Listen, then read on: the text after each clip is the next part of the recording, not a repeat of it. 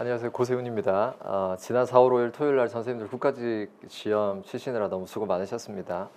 학원에 요청이 있어서 제가 좀 더 빨리 토요일 날 했었어요. 근데 토요일은 이제 스케줄이 잘 나오지 않아가지고 그래도 가능한 빨리 좀 해설 강의를 올려드리는 게 선생님들 지방직 시험을 준비하는 데 좀 도움이 될 것 같아서 또 우리가 거의 한 3달 정도의 틈이 있어서 그 사이에 선생님들 해설 강의를 통해서 지방직 시험을 좀 준비하는 데 도움이 되고 또 가이드라인을 좀 제시하면 좋겠다 싶어서 해설 강의를 시작하게 됐습니다. 선생님들하고 먼저 1번 문제부터 좀 들여다 보겠습니다. 자, 1번 문제를 보시면 다음에 설명하는 교육사상가입니다. 당연히 선생님들이 크게 어렵지 않게 아리스토텔레스를 끄집어냈을 거라고 봐요. 여기서 중용의 덕은 이성의 중용의 덕이다. 그렇죠? 그래서 좌우로 치우치지 않고 중용의 덕을 이야기했죠. 이성의 덕, 중용의 덕. 우리가 이제 가장 많이 쓰는 개념이죠. 두 번째, 교육의 목적은 행복을 영위하는 인간의 양성입니다. 그러니까 교육의 목적을 아리스토텔레스는 행복한 삶이다 이렇게 이야기했습니다. 그렇죠? 그래서 니코마커스 윤리학 이야기하고 행복한 삶이 교육의 궁극적인 목적이다. 또 중용이다, 이성의 개발이다. 뭐 이런 개념들 많이 함께 정리했었죠. 세 번째, 아리스토텔레스는 기본적으로 목적론적 세계관을 가집니다. 그래서 우리가 목적을 이야기하면 선생님들에게 제가 그리스어로 에이도스, 형상이라는 개념을 이야기했었죠. 그래서 모든 사람들이 어떤 형상, 어떤 최종적으로 현실에서 드러내야 될 가장 중요한 형태인 에이도스라는 형상 개념을 이야기했었습니다. 그래서 아리스토텔레스는 형상이고 플라톤이 이걸 뭐라 부른다? 이데아다. 이렇게 해서 이거 두 가지를 비교하기도 했었는데 어쨌든 그거 관계없이 선생님들이 쉽게 이 개념은 아리스토텔레스다라고 찾아냈을 수 있었을 거라고 생각합니다. 소크라테스 나오려면 문답법이나 삼파술 또 회상설 뭐 이런 개념들이 나왔겠죠. 또 교육의 목적으로 지덕하빌, 지행하빌 같은 개념들이 나왔을 겁니다. 플라톤 같은 경우에는 당연히 국가론, 정의를 위한 교육, 개인의 정의보다 국가적 정의가 중요하고 교육의 가장 궁극적 목적으로 지혜, 또 계급에 따른 차별 교육, 그래서 지혜, 용기, 절제 같은 개념들, 또 이원론적 세계관, 이데아론 같은 것들이 언급됐겠죠. 그다음 아리스토텔레스 답이고 아우구스티누스는 그냥 중세 교부 철학입니다. 우리가 성 어거스티네라고 이야기하는 그래서 중세 교부 철학의 학자를 그냥 조금 뜬금없이 넣어 두었습니다. 2번으로 가겠습니다. 다음 설명에 해당하는 교육사조는입니다. 인간의 본성은 변하지 않는다. 이 문장 하나만으로도 항존주의 끄집어낼 수 있습니다. 그래서 영원히 인간의 본성은 변하지 않으니까 변하지 않는 진리, 이성 개발을 목표로 교육을 강조하죠. 그래서 진보주의 교육에 뭐를 비판하고 나왔다? 실용주의 교육, 프래그마티즘을 비판하고 나온 게 항존주의입니다. 교육의 목적은 이성의 개발입니다. 이성 및 지성의 개발, 시간의 공간을 초월하는 영원한 진리를 학습해야 된다. 이게 항존주의잖아요. 그렇죠? 그래서 오랜 세월에 걸쳐 축적된 고전, 그래서 그레이트 북스, 위대한 고전을 읽게 했습니다. 그래서 항존주의 관련 있죠. 진보주의는 이제 존 듀이의 교육이 나와야 되겠죠. 그래서 아동 중심의 교육, 교육은 성장 그 자체, 또 민주주의와 교육, 또 사회 개혁으로서의 교육, 뭐 여러 가지 개념. 본질주의는 민족적 경험, 그다음 전통적 교육 방법, 교사 중심의 교육을 강조합니다. 아동의 자율성을 강조하는 진보주의를 비판하고 다시 교사 중심의 전통적 교육을 복원시킨 게 본질주의였습니다. 재건주의는 진보주의 교육의 흐름 안에서 본질주의와 항존주의의 장점을 결합한 게 재건주의죠. 교육을 통해서 사회 문화를 혁신하고 개혁해야 된다. 그래서 개인의 자아 실현을 진보주의가 강조했다면 사회적 자아 실현을 강조한 건 재건주의다. 우리가 정리했습니다. 쉽게 이것도 선생님들이 항존주의를 끄집어냈을 거라고 생각이 듭니다. 오케이, 3번으로 가겠습니다. 다음에 설명하는 교육과정의 유형은 잭슨입니다. 하면 잠재적 교육과정을 바로 끄집어낼 수 있고 잭슨 하면 교실에서의 생활을 통해서 군집, 상참, 평가 같은 잠재적 교육과정의 원천으로서 우리가 정리했어요. 생태로서의 학교 정리했습니다. 김종서 같은 학자들도 함께 정리했었죠. 그래서 학생의 삶에 미치는 모든 영향력 중에 학교가 하나의 생태고 교실 안에서 상찬이나 군집이나 여러 명이 다양한 아이들이 모이기 때문에 서로 영향을 주고요. 또 상과 칭찬이 학생들에게 잠재적 교육 과정을 이끌어냅니다. 아, 내가 올바른 일을 하면 상을 받고 나쁜 일을 하면 벌을 받구나. 상벌에 대한 개념들이 자연스럽게 잠재적 교육 과정을 통해서 학습이 됩니다. 세 번째로 평가 같은 것들이 다 잠재적 교육 과정의 중요한 원천 소스죠. 교육 과정 운영 단계에서 의도되진 않았지만 학생이 은영 중에 배우는 가치, 태도, 행동 약식 같은 경험된 교육 과정을 잠재적 교육 과정이라 부른다. 그래서 사전 개념이다, 사후 개념이다. 사후 개념. 학습된 결과로 드러나니까. 공식적 교육 과정은 가시적으로 문서화된 외현적 교육 과정입니다. 실제적 교육 과정은 그 교육 과정이 학교 실제에 적용된 거죠. 그래서 실제적 교육 과정에 세 가지 층위가 있었어요. 가르친 교육 과정, 학습된 교육 과정, 평가된 교육 과정, 혹은 의도된 교육 과정, 전개된 교육 과정, 성과로 결과로 드러낸 교육 과정. 다양한 방식으로 실제적 교육 과정의 여러 가지 형태를 구분할 수 있습니다. 답은 잠재적 교육과정. 영교육 과정은 오히려 공식적 교육 과정에서 배제된 교육 과정. 그래서 학습자들 입장에서는 학습 기회가 박탈된 기회를 잃어버린 교육 과정을 영교육 과정이다. 사전 개념이라고. 영교육 과정과 잠재적 교육 과정. 여전히 우리 교육학 개론에 나중에 총평하겠지만 늘 다루었던, 늘 출제되었던, 우리가 늘 강조했던 개념과 이론들이 출제되었습니다. 4번으로 가겠습니다. 다음 설명에 해당하는 교육 방법은 선생님들 이것도 금방 풀었을 거라고 생각이 들어요. 우리가 플립트와 블렌디드를 언제나 늘 구분했는데 플렌디드는 어떻게 된다? 우리가 늘 정리했던 것처럼 블렌디드가 있고요. 블렌디드가 있고 그 다음 플립트가 있습니다. 플립트와 블렌디드를 구분하는 가장 큰 거는 오프에서 어디로 간다? 온라인으로. 그렇죠? 그다음 플립트는요. 온라인에서 오프라인으로 갑니다. 자, 보니까 온라인 수업을 먼저 하고 오프라인으로 갔으니까 답은 플립드 러닝이에요. 그러니까 원격 수업과 대면 수업과 비대면 수업을 밴딩한 거라는 측면에서는 블렌디드인데 온라인에서 오프라인으로 갔기 때문에 플립드 러닝이 됩니다. 그래서 선생님이 아이들이 수업 전에 온라인 자료를 통해서 수업을 공부를 하고 개별 학습을 하고 개인의 학습 속도에 따라서 수업에 와서는 교실 전 수업에서 해결하지 못한 과제를 학생들이 모여서 학생 중심 수업을 합니다. 대표적으로 PBL 수업을 한다고 했어요. 문제 해결 학습, 그 다음 교사의 심화 학습, 학생들과의 상호작용을 기반으로 하는 대표적으로 무슨 수업을 한다? PBL 수업을 한다고 이야기했습니다. 그 대표적으로 플립드 러닝을 이끌어낼 수 있습니다. 정착 수업은 우리가 이번에 풀었던 문제 중에 하나죠. 그래서 정황을 기반으로 학생들이 문제 해결하는 시나리오, 그래서 비디오 테크를 활용해서 제스퍼라는 아이가 대신 어떤 역을 하고 시나리오의 안에서 그 심리극이나 연극 안에서 혹은 드라마 안에서 우리가 그 문제를 들여다보면서 나라면 어떻게 문제를 해결할 수 있을까? 제스퍼 시리즈 이야기하면서 우리가 정리했던 내용이 정착 수업입니다. 문제중심 학습은 당연히 베로우즈가 제안했던 PBL 수업, 인적 도제학습 콜린스가 제안했던 전문가의 인지 과정을 모델링하면 그거를 관찰하면서 학습하는 게 인적 도제 학습 이론이었습니다. 5번으로 가겠습니다. 자, 그럼 4번에 잠깐만 넘겨가면 4번에 1번, 2번, 3번, 4번의 공통점은요. 구성주의 접근의 수업 설계 이론입니다. 다 그렇죠? 감사합니다. 5번으로 가겠습니다. 자, 기능론적 교육관에 대한 설명입니다. 교육사회 거시적 접근에서 가장 전형적인 문제 중에 하나죠. 기능론이냐 갈등론이냐를 구분합니다. 교육은 국민이 기존의 정책 질서에 적절히 참여하도록 함으로써 사회 통합을 추구한다. 누구예요? 벤딕스의 혹은 라미레즈의 국민 통합론입니다. 정치적 요인 때문에 국민적 통합을 강조하는 형태의 교육을 수단화하는 것. 학교는 재능 있는 사람을 선발해서 훈련시킨 뒤에 적재적소에 배치 충원하는 합리적 기관이다. 누구죠? 파슨스의 선발사회화입니다. 학교는 아동에게 필요한 가치 규범 등을 내면화시켜 사회에 원만하게 적용하도록 도와주는 사회화 기능을 한다. 듀리케임의 보편사회화 혹은 보편사회화라고 볼 수 있습니다. 네 번째, 학교는 지배계급의 이익을 보존 재생산을 위한 제도다. 갈등론이다. 이렇게 볼 수 있습니다. 기능론과 관련 없죠. 금방 문제를 해결할 수 있었던 문제입니다. 6번으로 가겠습니다. 고려시대 관악만을 모두 고르면 오부학당과 국자감이 고등교육기관, 중등교육기관, 서원은 사학으로서 중등교육기관, 서당은 사학으로서 초등교육기관이죠. 그래서 관악만을 고르면 오부학당과 국자감, 굉장히 극도로 simplified, 완전히 단순화된 문제가 출제가 되었습니다. 7번으로 갑니다. 피아제 인지발달 이론에 대한 설명으로 옳은 것만을 모두 고르면 아직까지는 우리에게 어려운 문제가 하나도 없어요. 난이도가 거의 하다 이렇게 볼 정도로 쉬운 문제들이 출제되었습니다. 자, 조절은 기존의 도식을 수정하는 인지과정이다. 피아제는 기본적으로 인지도식의 발전을 적응의 과정으로 설명하고 적응의 기제를 두 가지로 설명합니다. 하나는 동화와 조절로. 동화는 내가 가진 지식의 환경을 뭐한다? 흡수함. 조절은요, 내가 가진 도식을 환경에 맞추는 거, 이게 수정이죠. 그래서 조절합니다. 그래서 동화를 통해서 도식에 뭐를 가져온다? 양적 성장을. 그 다음 조절을 통해서 도식의 질적 성장을 가져옵니다. 이게 조절. 맞죠?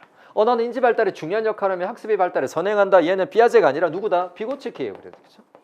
언어가 인지 발달에 중요한 역할을 하는 건 비고츠키입니다. 피아제는 언어가 역할이 별로 하지 않는다. 그렇죠? 그 다음 학습이 발달에 선행한다가 아니라 삐아제식으로 이해하면 발달이 학습에 선행한다. 이렇게 써야 됩니다. 그래서 니은은 비고치기에 해당한 구체적 조작계는 하나의 기준에 따라 대상을 순서대로 배열할 수 있는 서열화가 가능하다. 혹은 분류 조작, 서열 조작, 배열 조작, 중다 분류, 또 역조작 가능합니다. 탈자기 중심화가 이루어집니다. 또 그렇죠. 이런 것들이 다 구체적 조작계의 특징이죠. 맞습니다. 형식적 조작계는 추상적 사고나 가설 연양적 추리가 가능한 인지 발달 단계가 현역적 조작. 그래서 인지 발달 이론의 설명으로 옳은 것만을 고르면 기억과 디귿으로 답을 골라야 됩니다. 8번으로 가겠습니다. 에릭슨의 심리사회적 발달 단계 중 다음에 해당하는 것은 선생님들이 7번까지 문제를 크게 무리 없이 잘 풀다가 8번에서 좀 고민을 했을 거라고 생각이 들어요. 자, 그런데 우리가 가장 기준으로 삼았던 게 뭐냐면 청소년 시기의 정체성 확립과 정체성 혼미예요. 그렇죠? 자, 그래서 우리가 머릿속에 가지고 있는 건 신자, 주군, 정친생자. 이거 단계별로 묻는 문제가 많이 나올 거라고 생각하고 우리가 몇 번 문제를 풀었잖아요. 자, 인지사회적 기술 습득. 아동이 학교에 들어가면서 아주 중요한 부분이죠. 자, 그래서 지금 신자, 주까지는 학령 전입니다. 우리가 구분했을 때. 그 다음 주도 근면성과 열등감부터 어디? 학령기에 들어섭니다. 자, 그럼 일단 친밀성이나 생산성은 아니죠. 왜요? 친밀성이나 생산성은 이미 청소년 시기 이후를 나타내니까 일단은 얘는 아니야. 그렇죠? 주도성은 신자, 주, 그 다음 근면성 가지고 고민했을 텐데 여기 전까지가 학령 전입니다. 학교 들어가는 순간부터 학교 생활에서 드러나는 정체성, 사회, 심리, 사회 성격 발달 부분은 근면성부터다. 그렇죠? 그래서 답은 근면성, 열등감 이렇게 답을 찾아내셔야 됩니다. 이것 때문에 선생님들이 조금 고민을 하고 이게 1번인가 2번인가 좀 고민을 했을 거라고 생각이 듭니다. 9번으로 가겠습니다. 간의 교수 이론에 대한 설명으로 옳은 것은 역시 간의가 또 출제가 되었죠. 학습 성과는 우리가 너무 잘 아는 것처럼 언어 정보, 인지 지적 기능, 인지 전략, 태도 기능 모두 5가지의 학습 목표를 가지죠. 일단 내역력으로 분류된 거 틀렸습니다. 학습 조건에는 뭐가 있다? 내적 조건과 외적 조건이 있다. 우리가 늘 아는 교수 활동은 7단계가 아니라 수업 사태 9단계로 이루어집니다. 그렇죠? 모든 수업은 학습 목표 제시로부터 시작된다. 이것 때문에 선생님들이 좀 헷갈렸을 것 같아요. 모든 수업은 학습 목표 제시로부터 시작되지 않죠. 뭘 떠올려야 된다? 수업 사태를 떠올려야 되잖아요. 수업 사태 9단계 우리가 외웠잖아요. 수업의 도입, 수업의 전개, 수업의 정리로 구분했습니다. 수업의 도입 부분에서 뭐가 있다? 제일 먼저 나오는 게 주의 집중이잖아요. 주의 집중, 그 다음 수업 목표 제시, 그 다음 선행학습의 자극이에요. 그러니까 학습 목표 제시가 아니라 뭐부터 된다? 주의 집중부터 시작을 합니다. 수업 사태를 묻는 문제였어요. 마지막 4번은. 그렇죠? 수업의 단계를 제한했잖아요. 간회가 제안한 수업 절차는 학자의 인지과정, 내적 인지과정에 따른 수업의 절차를 제안했습니다. 수업의 시작을 수업 도입과 전개와 정리로 구분했잖아요. 9단계로. 그래서 수업 도입에는 항상 우리가 외웠던 게 주의 집중, 수업 목표 제시, 선행학습 자극. 늘 외웠던 부분이죠. 그 다음 자극자료의 제시, 학습 안내 제공, 수행평가, 유도, 그 다음 수행평가, 수행의 유도, 수행평가, 그 다음 파지와 전이의 촉진. 우리 9단계를 쭉 외웠잖아요. 그렇죠? 그래서 모든 수업은 학습 목표 제시가 아니라 주의 집중부터 시작되면 틀려서 답은 2번이다. 자, 1번, 3번을 맞고 4번이 헷갈린다 하더라도 2번이 너무 뚜렷한 말이죠. 외적 조건, 내적 조건 구분했으니까 이 간의 이론입니다. 답은 2번이죠. 그래서 10번으로 가겠습니다. 뒷각 캐리의 교설계 모형에 대한 설명으로 옳지 않은 것은 나왔습니다. 자, 이제 우리가 순서하는 거, 특징하는 거 많이 문제를 풀었습니다. 교수 분석 단계에서는 학습자가 학습해야 되는 하위 기능들을 분석한다. 이 뭐예요? 학습 과제 분석이 이루어지잖아요. 그렇죠? 학습 과제 분석이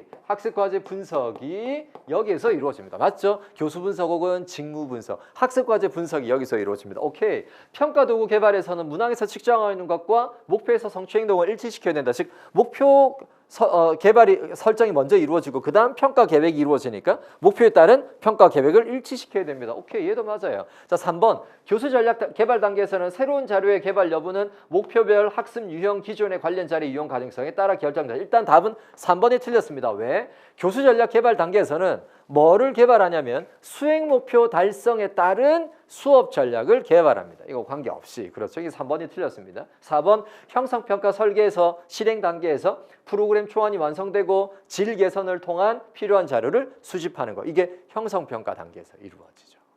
뒷각 캐리 모형에서. 이 답은 3번이 틀렸습니다. 3번은 수행 목표 달성을 위한 수업 전략, 동기화 전략, 매체 전략 같은 것들이 만들어집니다. 11번입니다.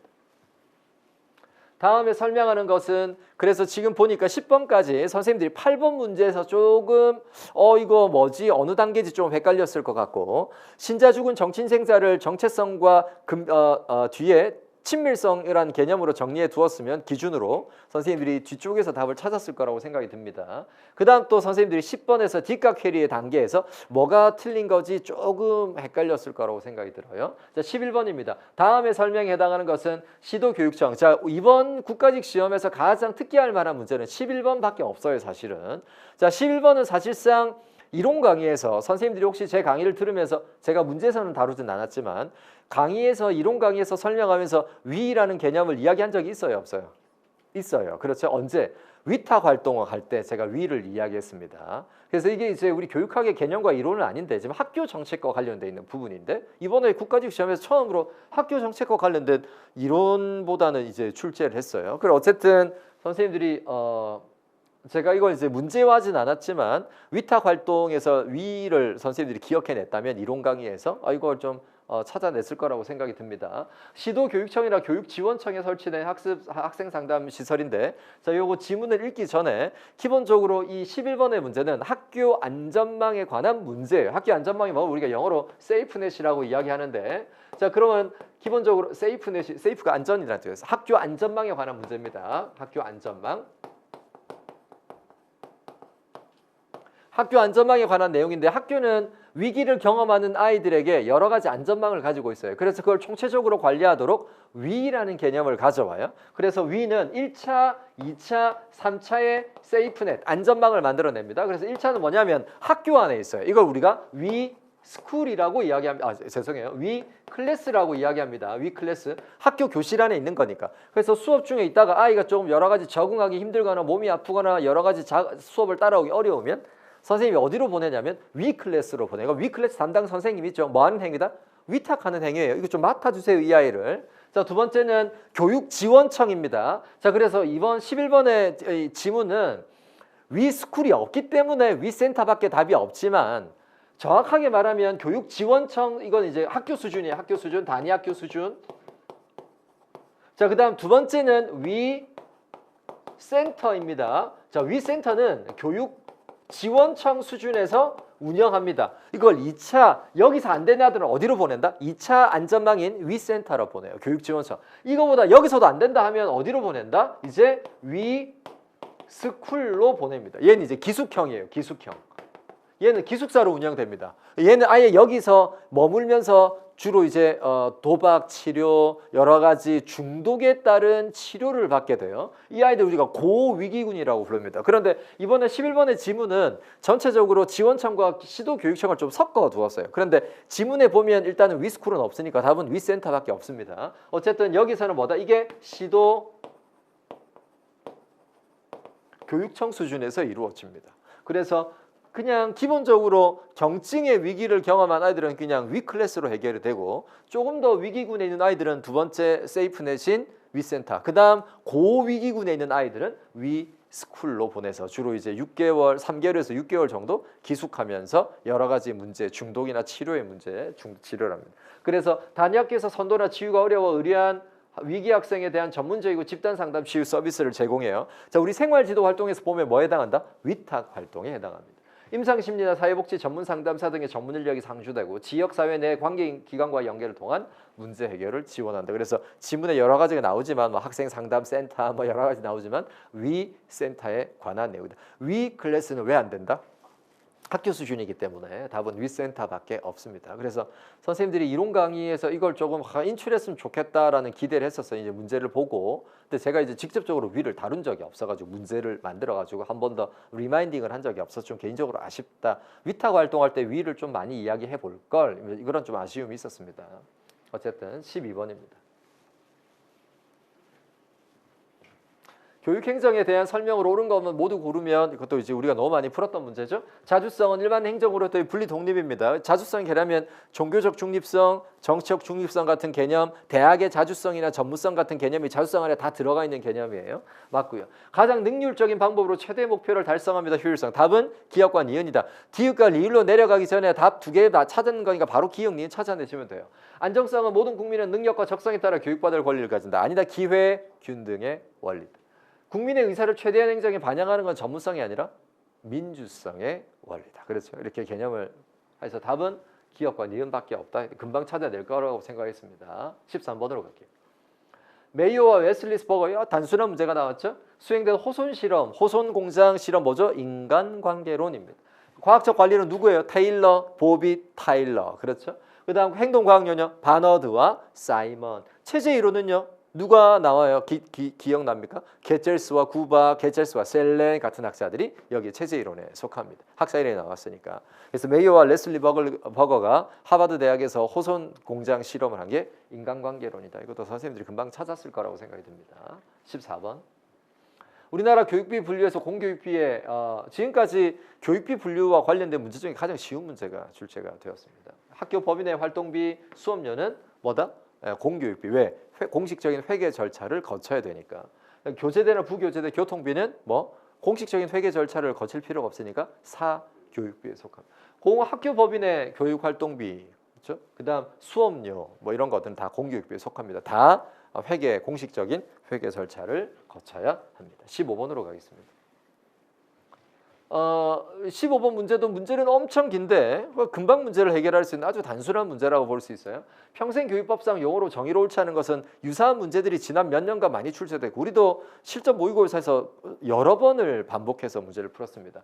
평생교육의 법상 개념은 학교 경유의 교육과정을 제외한이죠. 그래서 제외한 다양한 형태의 모든 교육이 다 평생 교육이다. 이거는 작년 교육학 개론 지방직 시험에서도 이 문제가 출제가 되었습니다. 이 지문이. 그래서 포함만이 아니라 제외한. 답은 바로 1번이다. 그래서 바로 1번 찾을 수 있죠. 2번, 3번 다 우리 평생교육법에 해당하는 개념들이다. 따로 설명하지 않겠습니다. 16번으로 가겠습니다. 자, 초중등 교육법에서 규정하고 있는 내용이 아닌 것은 선생님들이 이제 이런 문제 나오면 생각보다 겁을 먹을 수 있는데 아주 상식적으로 합리적으로 찾아낼 수 있어요. 이번에 16번은 초중등 교육법에 규정되고 있지 않는 내용 우리가 다 어떻게 알아요?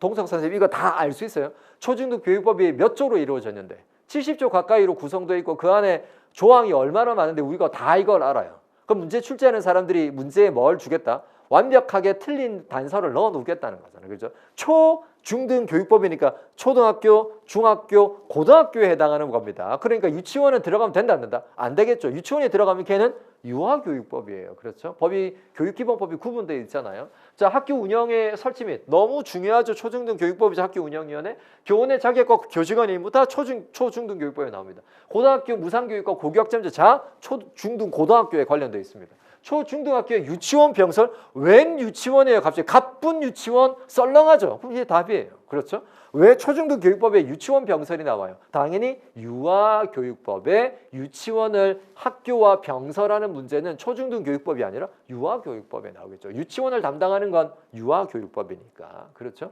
가쁜 유치원이잖아요. 그러니까 당연히 우리가 어떻게 모든 내용을 70 몇 개를 다 외워요. 내용을. 불가능한데 이런 내용들이 나오면 틀린 거를 뚜렷하게 심어둔다. 그렇죠? 유치원 병설인 게 답은 4번입니다. 17번으로 가겠습니다.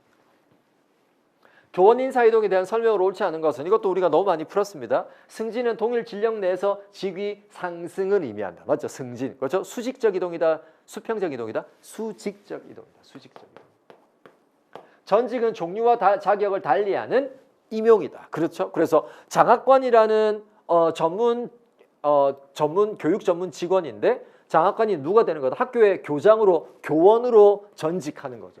종류와 자격을 달리하는 임용입니다. 이게 전직 임용입니다. 동시에 학교 교장 선생님이 갑자기 장학관으로 갑니다. 교원이 교육 전문 직원으로 전직합니다. 그렇죠? 그래서 종류와 자격을 달리하는 임용이 이루어집니다. 맞죠? 전보는 같은 직위나 자격에서 근무기관의 부서를 달리하는 임용이다. 그래서 뭐다? 수평적 이동이에요. 그래서 전직도 수평적 이동이고 전보도 수평적 이동입니다. 수직적 이동은 뭐다? 승진, 강임 밖에 없어요. 수평은 전직이나 전보 다 수평 개념입니다. 종류를 달리하지만 수평 개념이에요. 그렇죠? 18번으로 가겠습니다. 학교 교육에 대한 인간 자본론의 관점입니다. 18번도 사실은 아주 쉬운 문제죠. 그래서 인간 자본론과 관련이 있는 것만 찾아내면 되는 거예요. 학교 교육은 자본주의 사회의 불평등 체제를 유지하는 수단이다. 조울제 진티스의 경제적 불평등 재생산 이론에 관한 부분입니다. 이번에 학교 교육은 은연중에 자본주의 사회의 지배층의 문화를 강조한다. 부르디에의 문화적 불평등 재생산 혹은 문화적 헤게모니 이론이다. 이렇게 볼 수 있습니다. 학교 교육에서 학교는 학생은 수동적인 존재가 아니라 불평등한 사회 구조를 비판하는 능동적 존재다. 이거 어디서 나왔어요? 윌리스의 저항 이론, 간파와 제약. 그렇죠? 그래서 학교 교육은 불평등하다고 막 욕하잖아요. 비판하잖아요. 그래서 공부 잘하는 애들을 뭐라? 샌님이라고 놀립니다. 이게 비판하는 거예요. 그렇죠? 저항하는 겁니다. 그래서 저항의 결과로 뭘 만들어낸다? 반학교 문화, 저항 문화를 만들어낸다. 학교 교육은 개인과 사회 수익률을 높이는 중요한 요인이다. 교육에 투자하면 개인의 학력이 올라가고 개인의 학력이 올라가면 개인의 생산성이 올라가고 개인의 생산성의 증대는 사회 증대로 국가의 증대로 이어진다. 이게 인간 자본론이잖아요. 누구의? 슐츠의 인간 자본론이 금방 찾아냈을 거죠. 선생님들이. 19번입니다.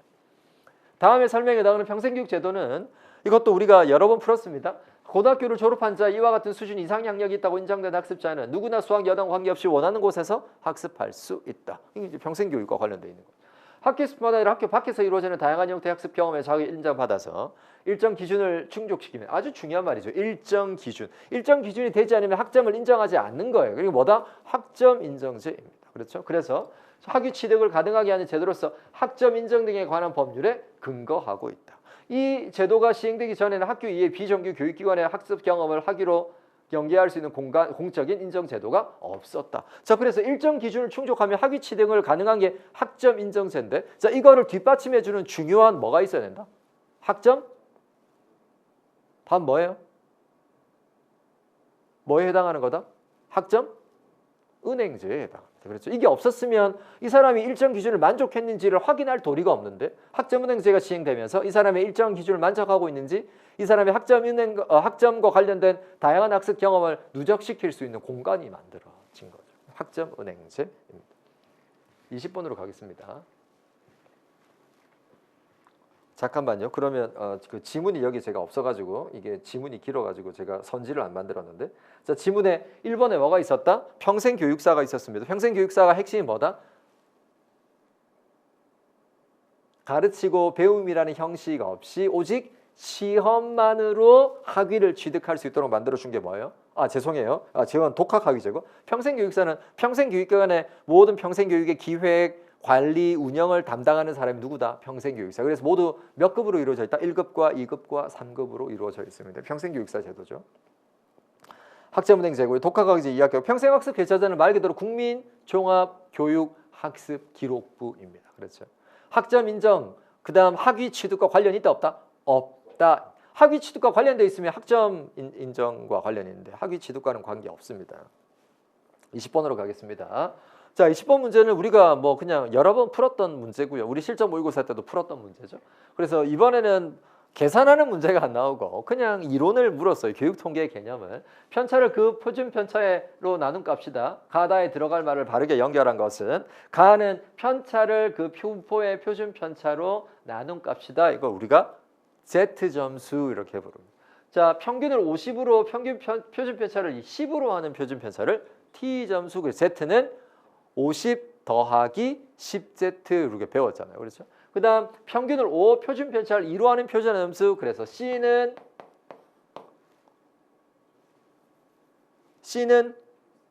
5 플러스 2Z 이렇게 배웠습니다. 얘는요, T는요 10Z 더하기 50 더하기 10Z 배웠습니다. Z, T, 스테나인. 좀 쉬운 문제가 비교적 어렵지 않은 문제가 출제가 되었다. 이렇게 볼 수 있습니다.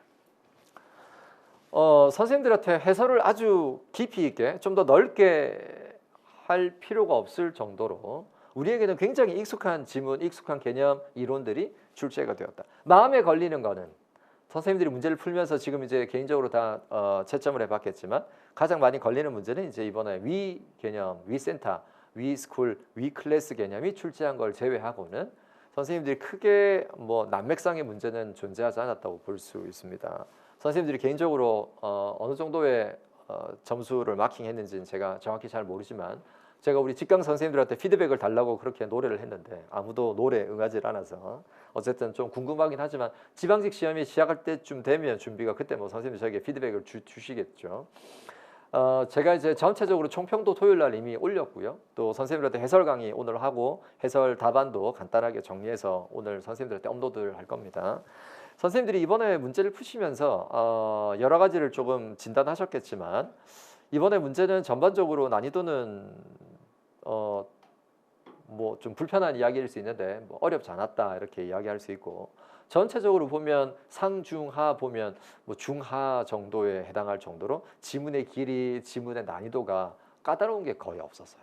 아주 명징하고 아주 클리어한 문제들이 주로 출제가 되었고 말씀드린 것처럼 11번에 좀 평소에 우리가 잘 모르거나 잘 다루기 쉽지 않았던 잘 안 다루게 되는 위 개념이라는 게 위클래스 개념, 위센터, 위스쿨 개념이 출제가 되었는데 위탁 활동을 하면서 제가 언급했던 위를 좀 인출했었으면 문제를 조금 비교적 쉽게 접근해서 선생님들이 풀었을 거다 이렇게 생각. 말 그대로 이제 위센터와 위클래스를 만약에 헷갈렸다면 당연히 위클래스니까 단위학교 수준에서 이루어지고 합리적으로 접근했다면 문제를 선생님들이 좀 풀어냈을 거라고 생각이 듭니다.